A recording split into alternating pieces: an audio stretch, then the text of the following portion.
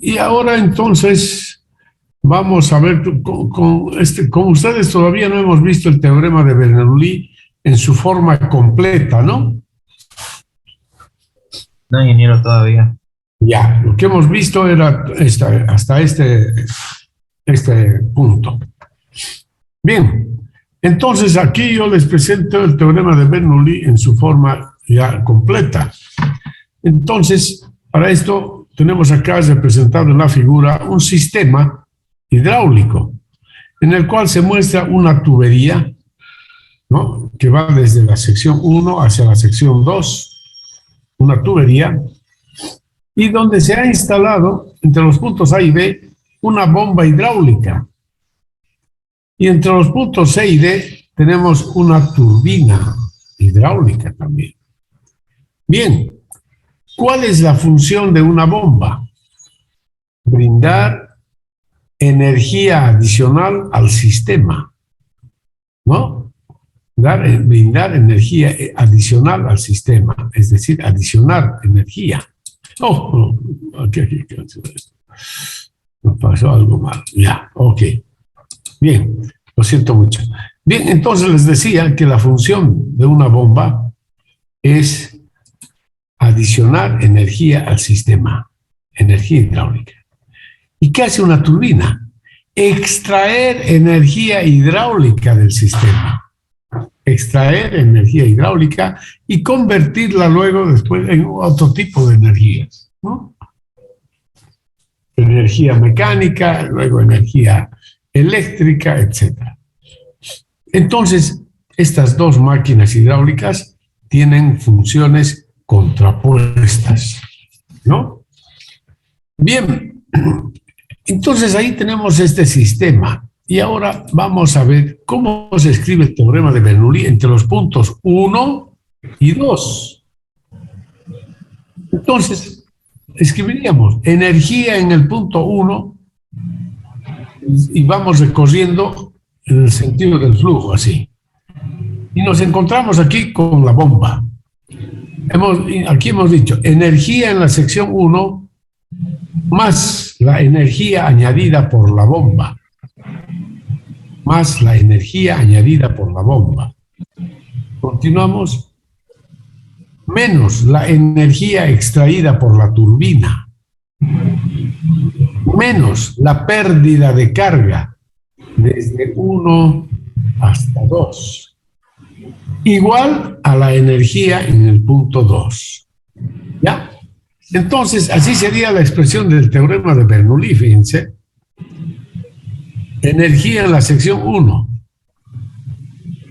más la energía añadida por la bomba, H sub E, menos la energía extraída por la turbina, H sub E, menos la pérdida de carga desde 1 hasta 2, igual a la energía en el punto 2.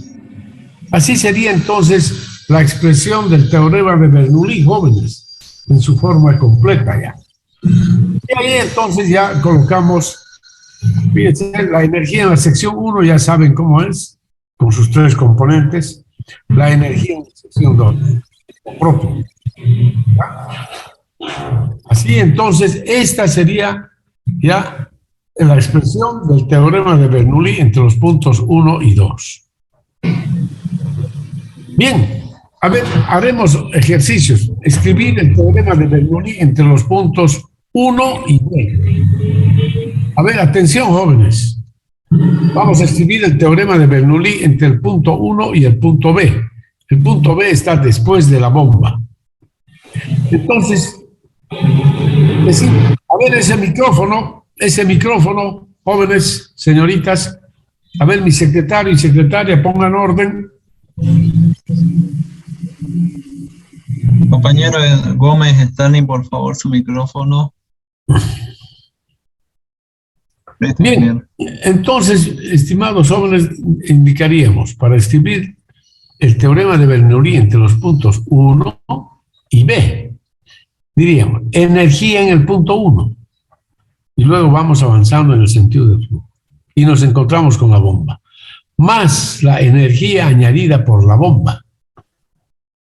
Menos la pérdida de carga en la tubería entre las secciones 1 y el punto A, igual a la energía en el punto B.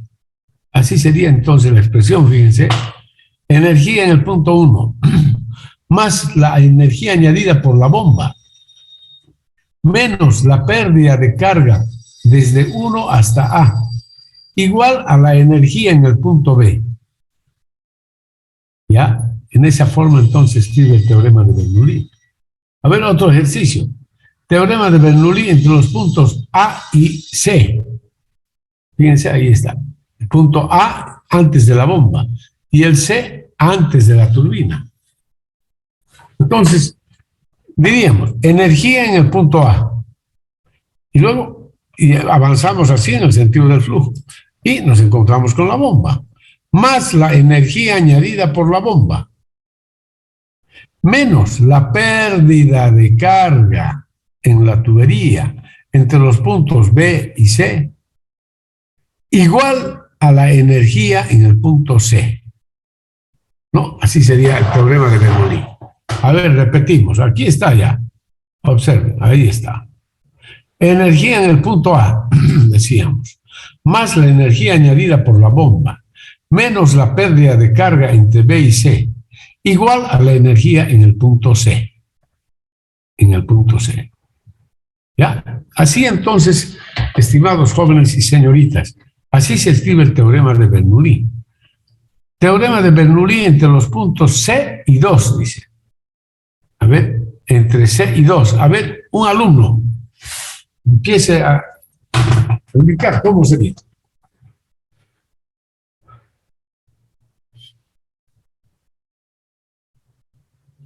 Cualquiera de los 36 alumnos que están presentes.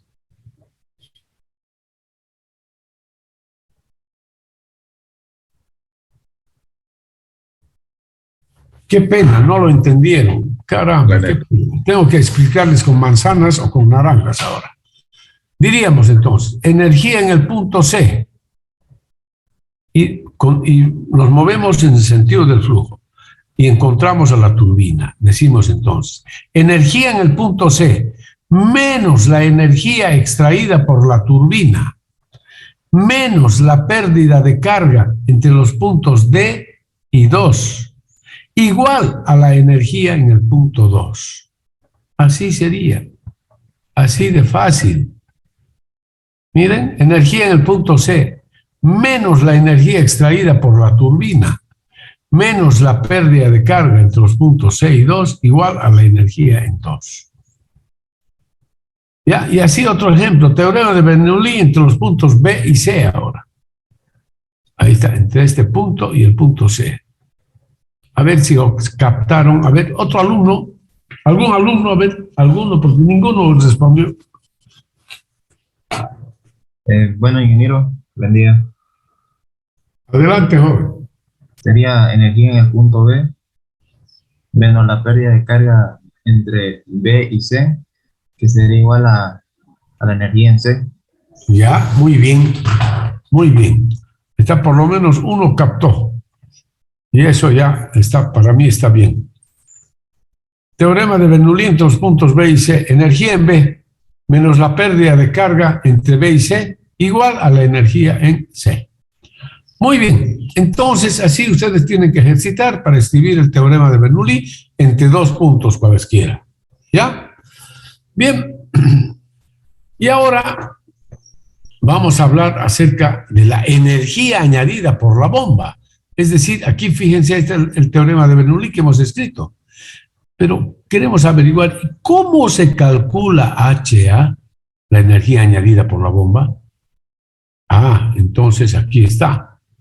¿De qué dependerá la energía añadida por la bomba? Depende de la potencia que tenga la bomba, estimados jóvenes y señoritas. Toda máquina hidráulica, sea bomba o turbina, se fabrica para una determinada potencia. O sea, se fabrica para que esta máquina desarrolle una determinada potencia. ¿Ya? Entonces, ¿cómo calculamos la potencia? ahí está la formulita. Potencia de la bomba igual, ahí dice potencia de la bomba igual a ρ por G por Q por HA, la energía añadida, dividido entre eta. Y esta es la formulita que nos da la potencia de la bomba en vatios. Ya de acuerdo al sistema internacional de unidades, estimados jóvenes y señoritas. Sistema internacional de unidades. ¿Qué quiere decir esto? Que ρ es la densidad del agua o del fluido en general, del fluido. Por ejemplo, para el agua, la densidad es 1000 kilogramos por metro cúbico. G, la gravedad. Q, el caudal en metros cúbicos por segundo. HA, la energía añadida en metros. Y eta se llama rendimiento de la bomba. Y el valor de eta es más o menos 0,6. 0,6. No tiene unidades, eta. Pero ya les estoy indicando, su valor más o menos es 0,6. ¿Ya? Si no, se dice otra cosa, 0,6 pueden decir. ¿Ok? Bien. Entonces, esta es la fórmula que nos da la potencia de la bomba, ¿no? En el sistema internacional de unidades. Entonces, si yo compro una bomba en el comercio, entonces la bomba, la máquina, tiene una plaquita. Ahí la bomba tiene una plaquita ahí, una plaquita metálica que está remachada ahí, donde me indica cuál es la potencia. ¿Cuántos vatios?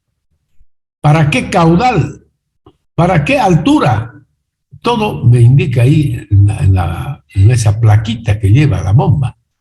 Entonces, como yo conozco la potencia, para poder conocer HA, despejo simplemente la energía añadida en función de la potencia y los otros parámetros.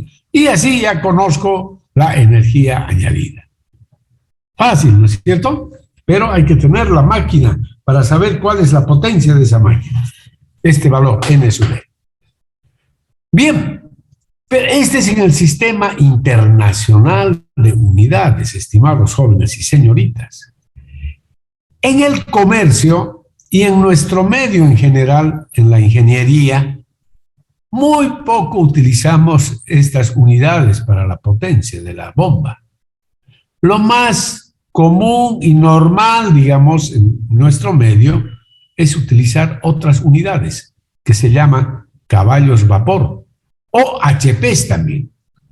Y este es en el sistema técnico de unidades entonces. La potencia de la bomba normalmente viene en caballos vapor o HP. ¿Qué es HP? En inglés es horsepower. ¿Qué significa? Caballos vapor. ¿Ya? Eso está en inglés. Horsepower. Caballos significa caballos vapor, nada más. ¿Ya? Pero en el comercio ustedes van a escuchar mucho. A ver, si ustedes van a preguntar, disculpe, quiero una bomba, quiero comprar una bomba. Entonces, ¿y de cuántos HPs le van a...? Inmediatamente le va a preguntar el vendedor, ¿de cuántos HPs quiere? Ellos manejan mucho este término, HPs, es decir, horsepower, que significa caballo vapor, nada más. Entonces, en el sistema técnico de unidades, mis estimados jóvenes y señoritas, la potencia de la bomba se calcula así como esta fórmula que están acá. Ya, diferente a la anterior, ¿no es cierto? ¿Por qué? Porque aquí interviene el peso específico del agua, no está la densidad. Aquí está ρ por G. Esto es peso específico, ρ por G. Aquí, pero estamos utilizando ya directamente gamma, que es peso específico. Pero esto es para el sistema técnico de unidades. Aquí van a ver claramente la diferencia. Entonces, potencia de la bomba igual gamma por Q, HA, energía añadida, el caudal está en metros cúbicos por segundo, igual, dividido, fíjense, en el denominador, 75 veces eta. Eta ya les dije que es el rendimiento de la máquina. Su valor más o menos 0,6. 0,6. Y así entonces, utilizando esta fórmula, la potencia nos da en caballos vapor o en HPs. ¿Ya? Y esta es la forma, estas son las unidades más utilizadas, como les dije. Bien, entonces para esta fórmula, gamma es el peso específico del fluido en kilopondios por metro cúbico. Fíjense la diferencia de las unidades. Aquí es kilopondio, allá rho en kilogramos, masa por metro cúbico. Aquí kilopondios, kilogramos fuerza, pounds, por metro cúbico. Gamma del agua, por ejemplo, el peso específico del agua, 1000 kilopondios por metro cúbico. Kilopondios. Y así entonces, si yo quiero conocer cuál es la energía añadida por la bomba al sistema, despejo HA. HA, despejo, y ahí está la potencia de la bomba por 75 veces Z dividido entre gamma Q. Y listo. Entonces, así ya tengo, ¿no?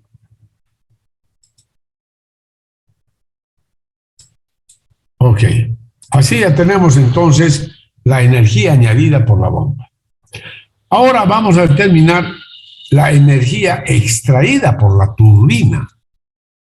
Y así escribimos la potencia de la turbina.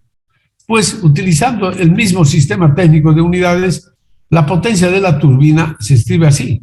O sea, muy similar a la de la bomba, pero con una diferencia importante. Fíjense, gamma Q, H extraída. Y aquí está por eta, por el rendimiento de la máquina, de la turbina. Fíjense que en la bomba era dividido. En cambio aquí es por. ¿Por qué? Porque estas máquinas tienen funciones totalmente contrapuestas, les dije. ¿No? Gamma Q, energía extraída, por eta, dividido entre 75. Y esto está dado en caballos vapor o HPs. Igual. Entonces, si despejamos HE, que es la energía extraída, ahí está. Entonces, igual a la potencia de la turbina por 75 dividido entre gamma Q eta. ¿Ya? Entonces, ahí dice eta, el rendimiento de la máquina, más o menos de 0,6 a 0,7. Normalmente se toma 0,6, digamos.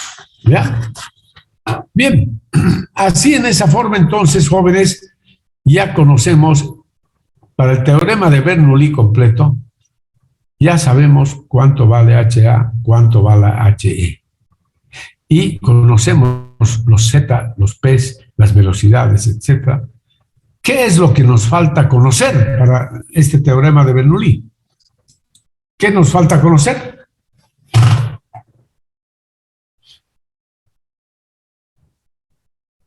¿Qué término nos falta conocer? La pérdida de carga. Eso, muy bien. La pérdida de carga. Esto nos falta conocer. Y entonces viene acá la explicación ya. Y ahí están las pérdidas de carga HL. Entonces, en un sistema, así como este sistema de tuberías, se producen las pérdidas de carga. Se producen pérdidas de carga a lo largo de la tubería. Cada metro de tubería se produce pérdida de carga. Y vamos a identificar aquí dos tipos de pérdidas de carga. Una son las pérdidas de carga por fricción y las pérdidas de carga localizadas o pérdidas de carga por accesorios. Las pérdidas de carga por fricción se producen a lo largo de cada milímetro de longitud de tubería. ¿Ya? Es una pérdida así continua y a lo largo de toda la longitud de la tubería. Entonces, y las pérdidas de carga se van sumando de acuerdo a la longitud, ¿no? Entonces, aquí tenemos esta pérdida de carga, pero le añadimos esta, longitud, etc. Entonces, la pérdida de carga por fricción es la pérdida de carga que se produce en toda la tubería, ¿no? Hasta el punto donde estemos considerando en realidad. Ya, las pérdidas de carga por fricción. ¿Y dónde se produce la fricción? A ver, jóvenes, señoritas, si tenemos este sistema, una tubería, y el fluido está moviéndose dentro de la tubería, ¿dónde hay fricción?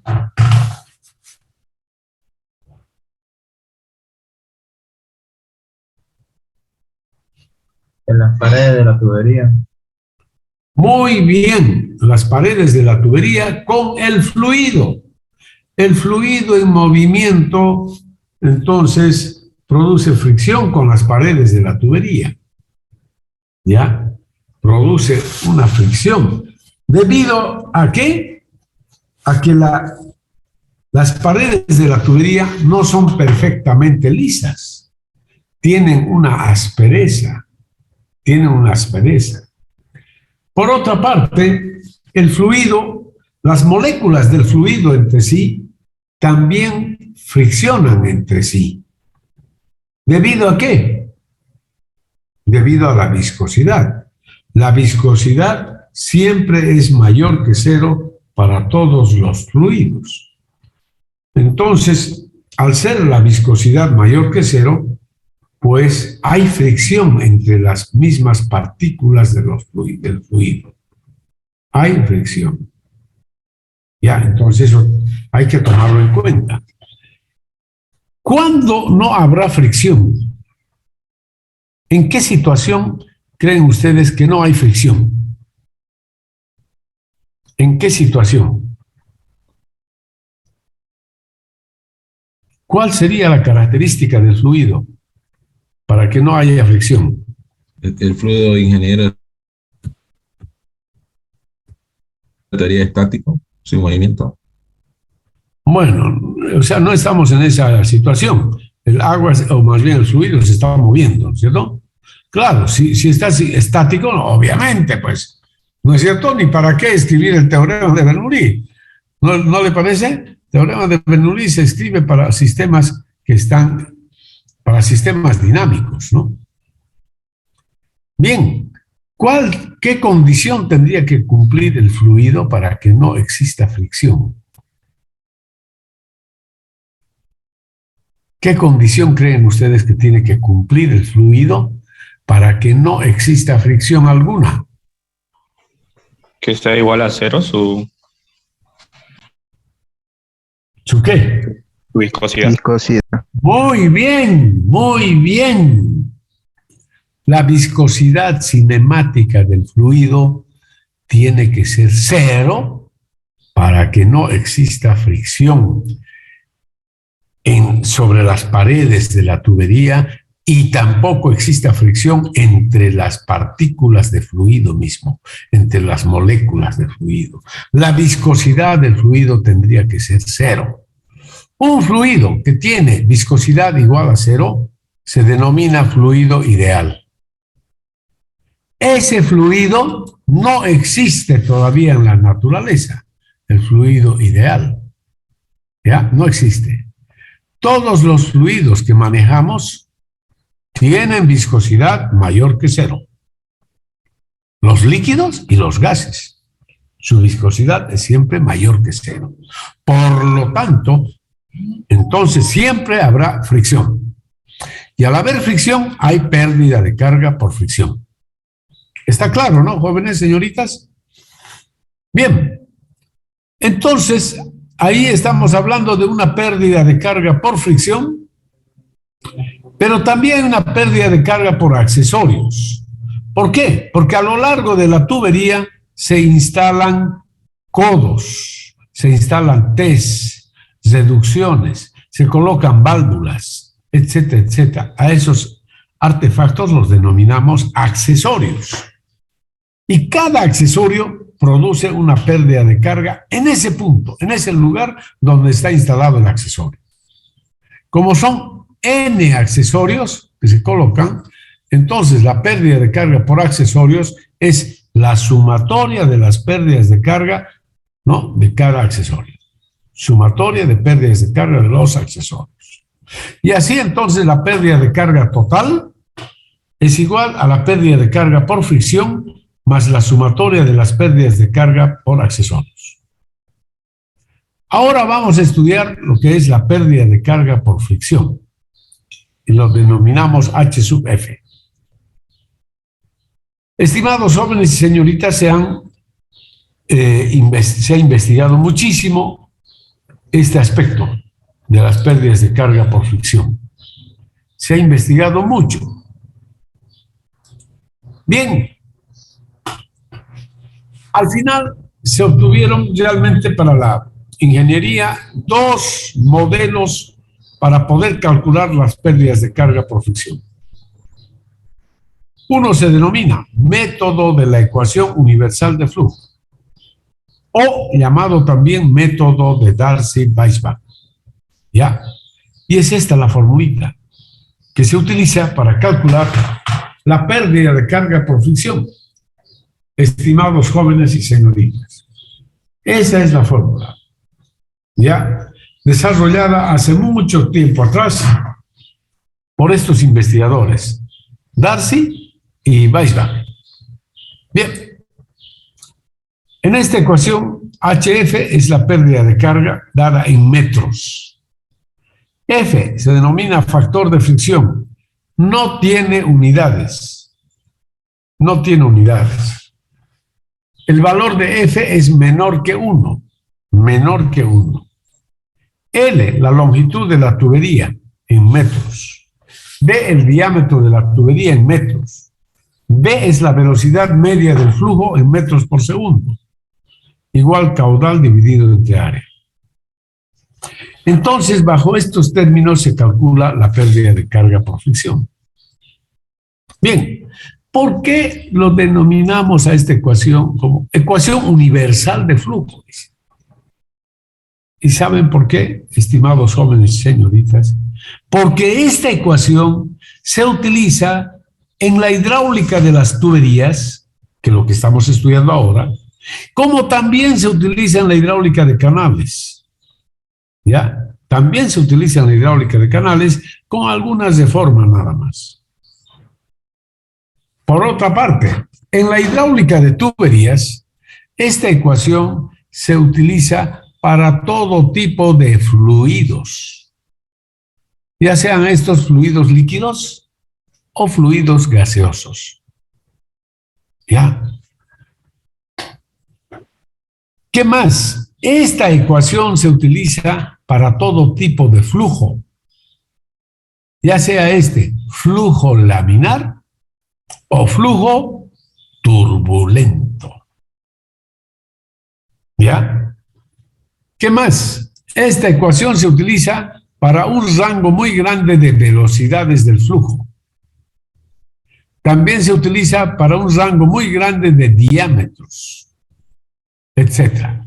Entonces, estimados jóvenes y señores, y lo importante, esta ecuación se utiliza para cualquier temperatura del fluido, además. Fluido a cualquier temperatura. ¿Ya? Entonces, con todos esos atributos que he nombrado, pues Sí. la ecuación la conocemos como ecuación universal de flujo. ¿Está claro? Blanco. A ver, ese micrófono.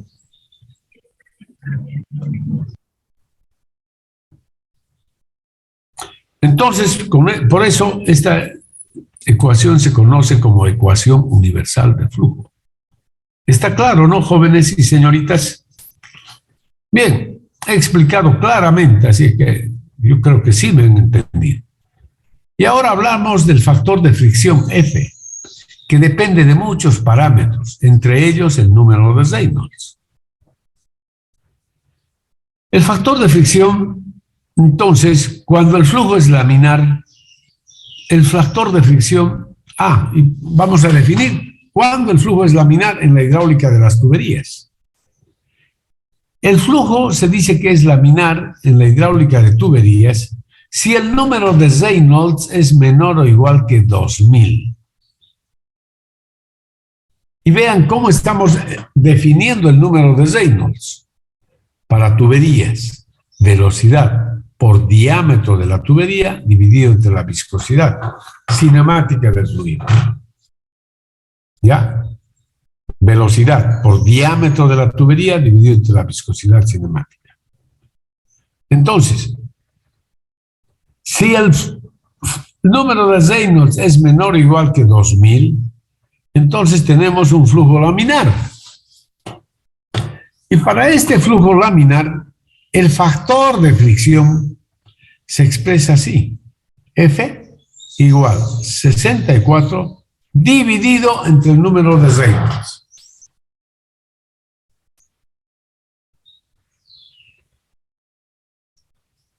¿No es cierto? Por ejemplo, en el extremo, cuando el número de Reynolds es 2000, ¿cuánto vale el factor de fricción?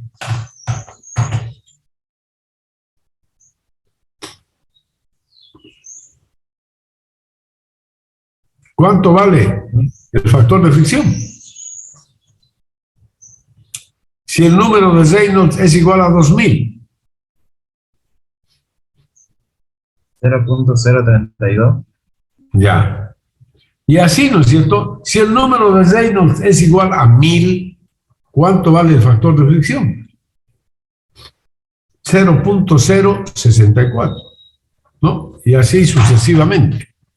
Entonces, normalmente los valores del factor de fricción son valores altos, ¿no? Cuando el flujo es laminar. Bien.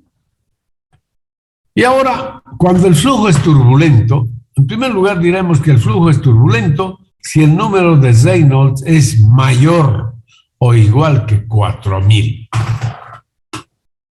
¿Ya? Algo nuevo, ¿no? Para ustedes en la hidráulica de las tuberías, entonces ustedes deben saber que el flujo es turbulento si el número de Reynolds es mayor o igual que 4000.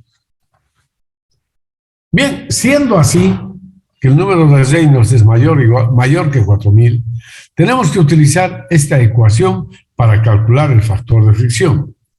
Y es la llamada ecuación de Colebrook. Y observen ustedes, ahí tenemos una ecuación implícita en realidad. Lo que queremos calcular es F, pero aquí está 1 entre raíz de F, igual a menos 2 logaritmo de todo esto. Y ahí F, fíjense, raíz de F también está dentro del argumento de la función logaritmo. Entonces, es una ecuación implícita, que por supuesto dio mucho dolor de cabeza cuando se dio a conocer la fórmula. En aquellas épocas era pues muy complicado calcular así o resolver ecuaciones implícitas. Bien, en esta fórmula, observen, igual, 1 entre raíz de F igual, menos 2 logaritmo, epsilon entre 3.7 veces D, más 2.51 dividido entre Reynolds raíz de F. ¿Qué es epsilon? Epsilon se denomina rugosidad absoluta de la tubería. Es la rugosidad absoluta de la tubería. Y se define así, fíjense, aquí está epsilon. Ahí está la superficie interna de la tubería. Obviamente que esto está exagerado, digamos, ¿no? Exagerado. Solo para mostrar qué es epsilon. El grado de aspereza. Grado de aspereza de la tubería. Eso es epsilon. ¿Ya? Y entonces epsilon, claro, depende de muchos, depende del tipo de material del cual está fabricada la tubería. Ahí está. Vidrio, plástico, tubo, hierro galvanizado, hierro dúctil, etcétera, etcétera. Y ahí está el valor.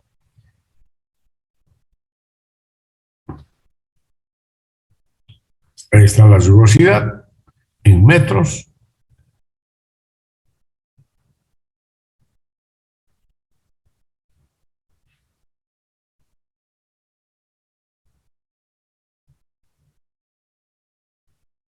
Está claro, ¿no? Jóvenes, señoritas.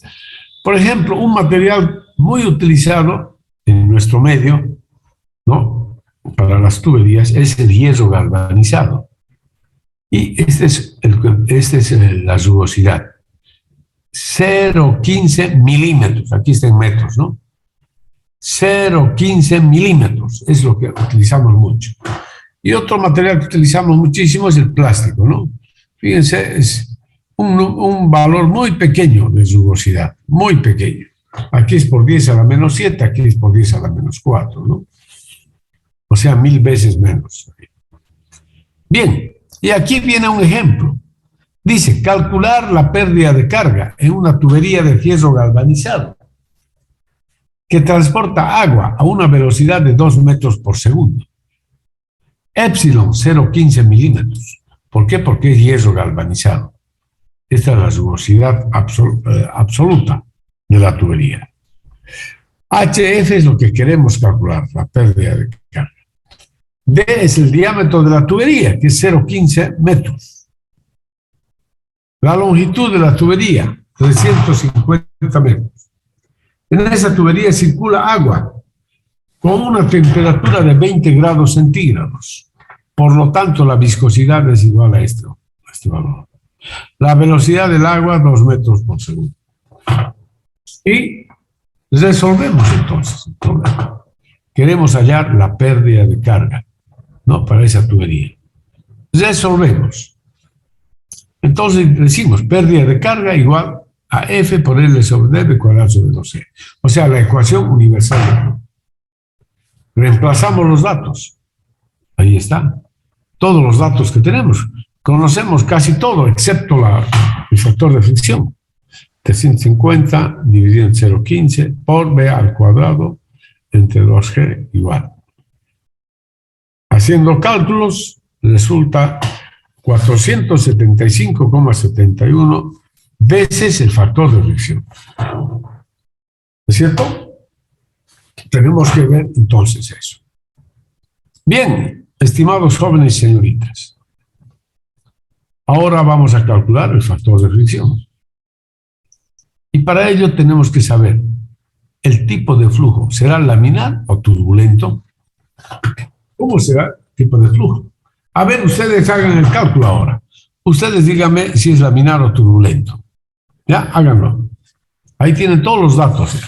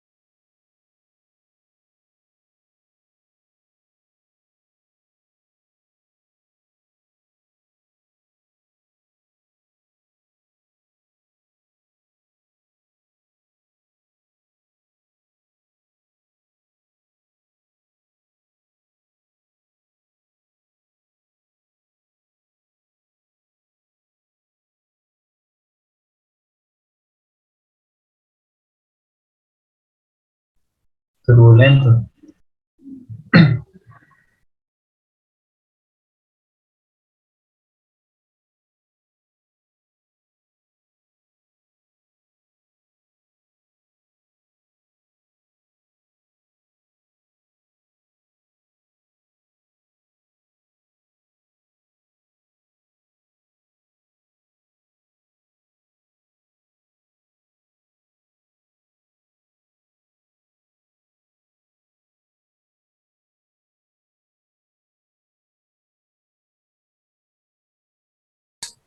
Calculamos el número de Reynolds, velocidad por diámetro dividido entre la viscosidad y sale un número bastante grande.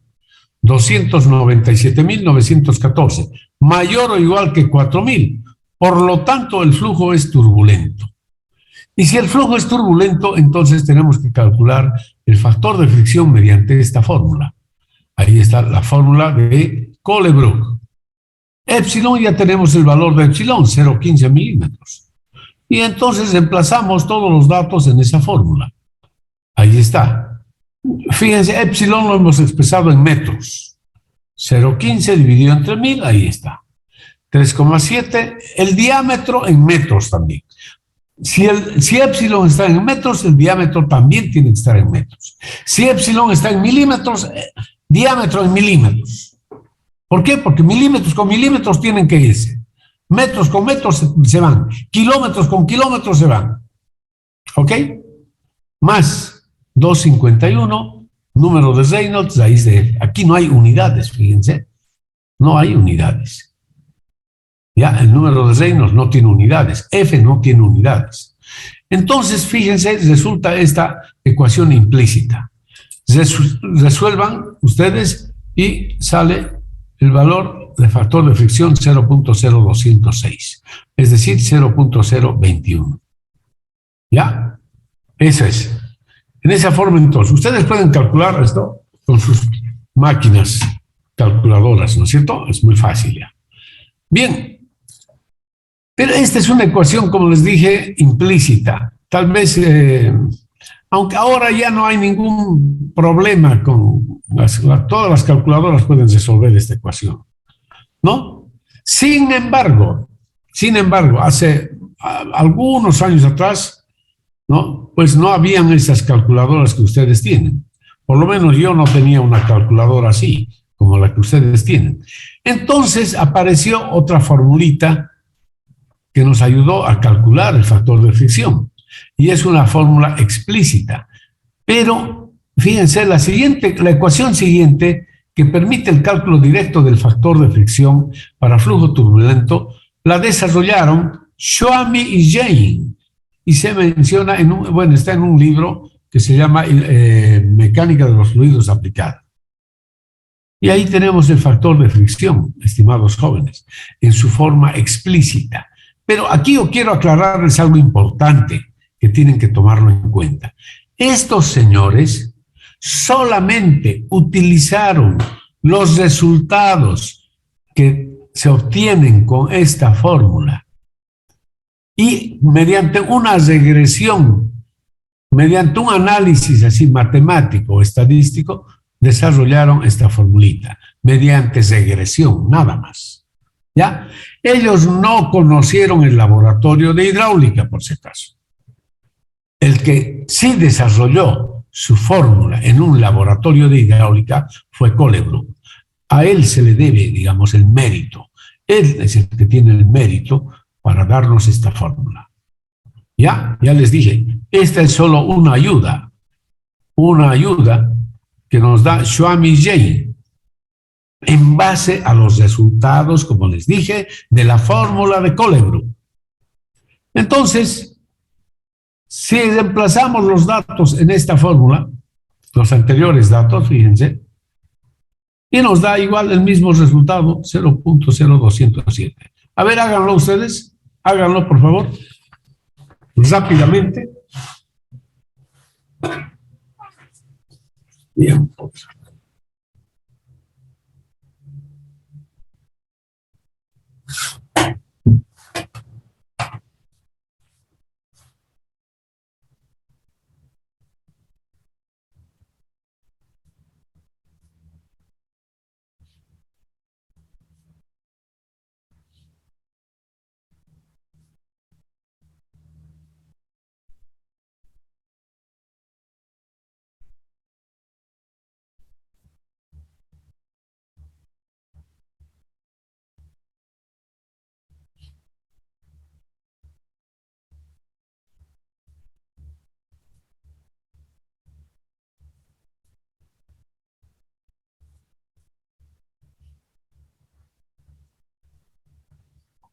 Ingeniero, sale lo mismo, 0,0207.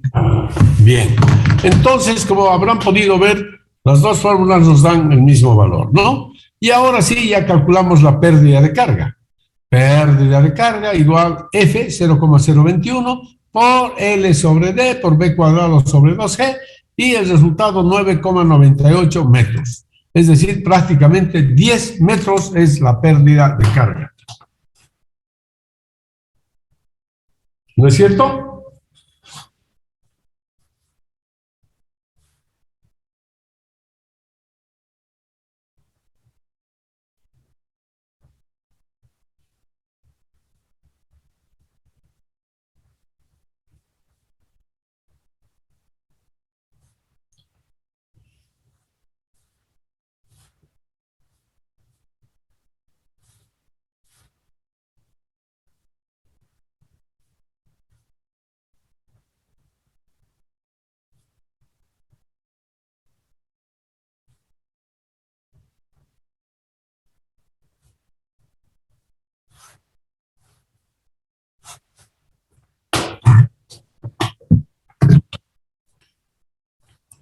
Muy bien, mis estimados jóvenes y señoritas, entonces quedamos aquí, ¿ya? Ya la próxima clase vamos a desarrollar otros ejercicios de aplicación de lo que hemos visto el día de hoy. Bueno, ahora yo tengo que irme a la universidad porque tengo que estar presente en una defensa de tesis, ¿ya? Es presencial, así que debo irme para allá. Hasta luego, jóvenes y señoritas. Que tengan ustedes un buen fin de semana. Hasta luego, Hasta luego, ingeniero. ingeniero. Igualmente. Pero-